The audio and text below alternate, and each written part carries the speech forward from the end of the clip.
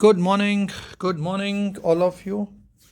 Okay, now we are in chapter number 7, Cash Book. Today we are going to solve a practical sum, our first practical sum of chapter number 7. All theoretical things and format we have discussed in our last video. Clear? So please, if you have not seen our last video, I request you to see it again. Okay, now today I will give you one very small practical example. Okay, here we go, student. This is our first question, student. I have taken one very small example, clear, for learning purpose, so you can learn it.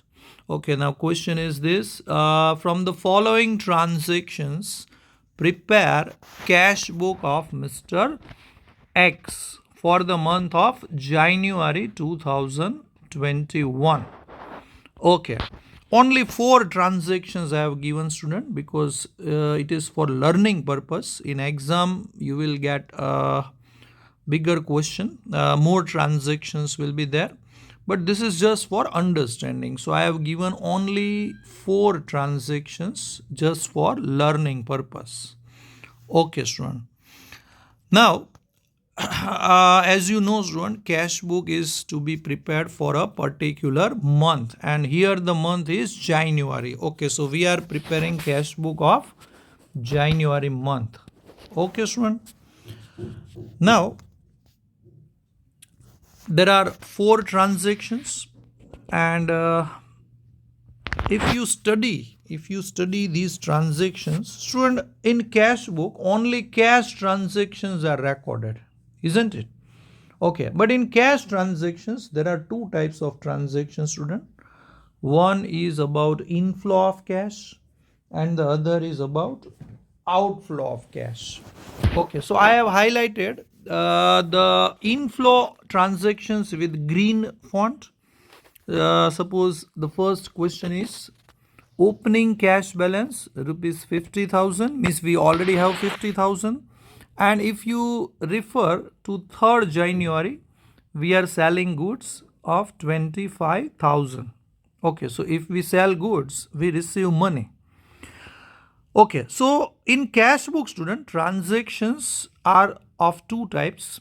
One, inflow of cash, means transactions related to inflow of money, means in which money comes in, cash comes in, and others are related to outflow of cash, means in which cash goes out. So you have to classify them in inflow and outflow, and all inflow will be recorded on left side, debit side, and all outflow will be recorded on credit side. That we have already discussed in our first video. Okay, now let's go to the format. So let's discuss the format first. The format is mainly divided into 2 parts, debit side and credit side. Okay, on debit side you can see the first column is date, then receipts. In receipts column we have to write the reason for receipts, that why we are receiving money. So we have to write the reason in one word, whether it is sales or rent or commission, whatever. Then student, next column is RN. RN is receipt number. RN stands for receipt number. Now what is receipt number? Student, કોઈ આપણને પૈસા આપે તો આપણે એને receipt તો આપવી પડે ને. Okay. Now suppose I receive money from someone, in return I have to give some documentary evidence to him that I have received money from you. Okay, so that document number I have to write in this column, receipt number, but mainly this column will remain empty. આ કોલમમાં કાંઈ લખવાનું નહીં આવે student, બરોબર. receipt number ની column almost ખાલી રહેશે, LF ની જેમ જ તે, just like LF. And then we have to write the amount, means what exactly we have received. Again, there is all columns are repeated now. Now it is a credit side, student. So date, then payments, then VN. VN stands for voucher number. Okay, so again voucher means documentary evidence, student. When we make payment to someone, then that party, opposite party, will give some documentary evidence to us that they have received money from us. Student, you know that accounting cannot be done without proof, without vouchers. Okay, so if we pay money to someone, then opposite party will give voucher to us. So we have to write the number of that document. But voucher number column will also remain empty, just like receipt number and LF. And the last column is amount, student. Okay, so receipt number and voucher number columns will remain mostly empty, student. We don't have to write anything, just like LF. So don't bother about it, but we have to prepare it in exam. That is compulsory. But you don't have to write anything. Okay, now let's start the sum, student. Clear? Let's start the sum. Let's start with the first transaction. Student, પહેલો transaction હંમેશા common જ હશે. કોઈ પણ સમ શરૂ કરો એટલે પહેલો ટ્રાન્ઝેક્શન જે હશે એમાં ઓપનિંગ બેલેન્સ આપેલી હશે. Okay. So opening balance means what, student? Opening balance means in the beginning of the month how much money you already have. Clear? In the beginning of the month we already have some amount, student. કોઈ પણ month શરૂ થાય ત્યારે આપણી પાસે અમુક પૈસા તો હોય જ, બરોબર? તો તેને opening balance કહેવાય. Okay, so we have to write that number amount. Okay, so here what is the opening balance? Read the question again. Yes, on 1st January 2021, we already have 50,000. So that is to be written in receipt side.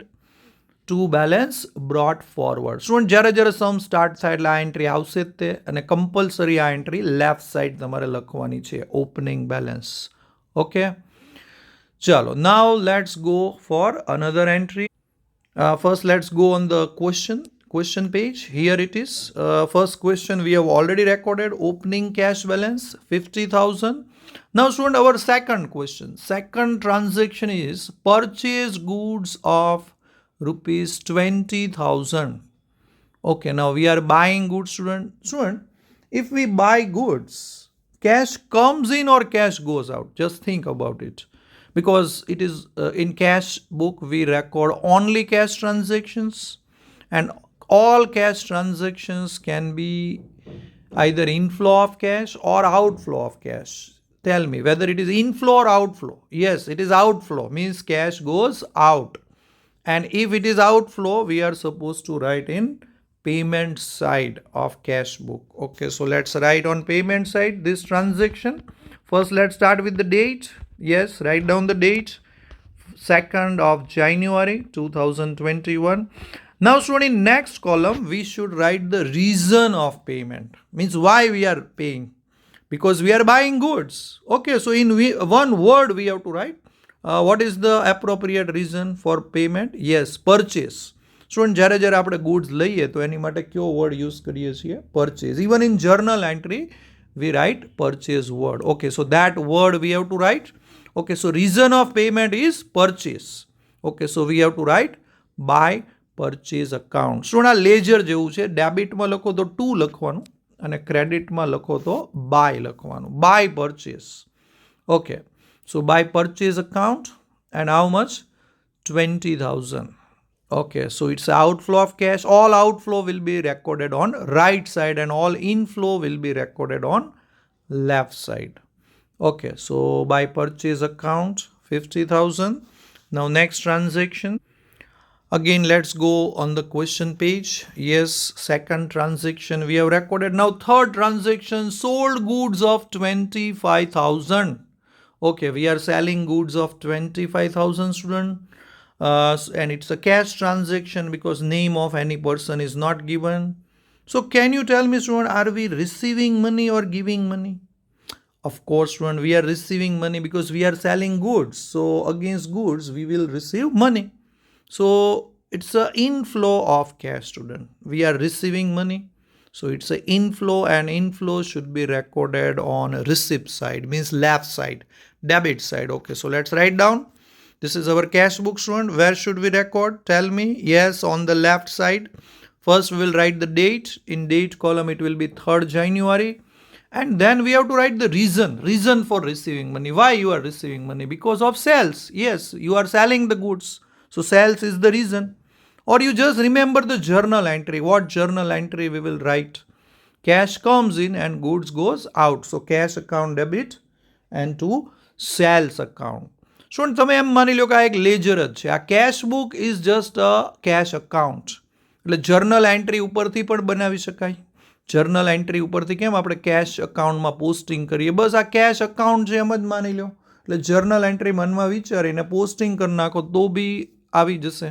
અથવા simple way આ રીતે યાદ રાખવાનું, પૈસા આવે તો left side લખવાનું ને પૈસા જાય તો રાઈટ સાઈડ. શું આમાં પૈસા આવે છે એટલે આપણે લેફ્ટ સાઈડ લખશું. Yes, 3rd January. Then in reason column we will write to sales account. Sales જ્યારે આપણે ગુડ્સ વેચીએ તો સેલ્સ વર્ડ લખતા હોય છે, બરોબર. ઓકે, ચાલો તો 25,000 આવી ગયું. Now next question. So next question is paid salary.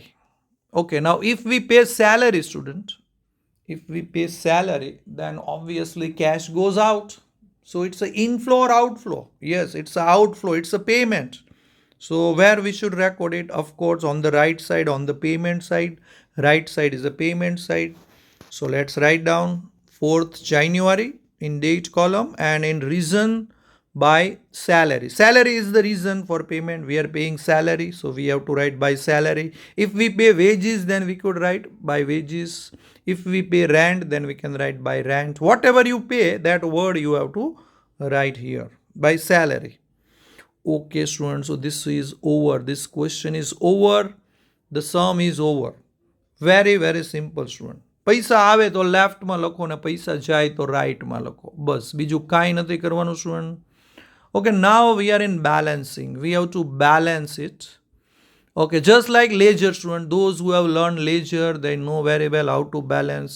Student, now we have to find out the cash balance.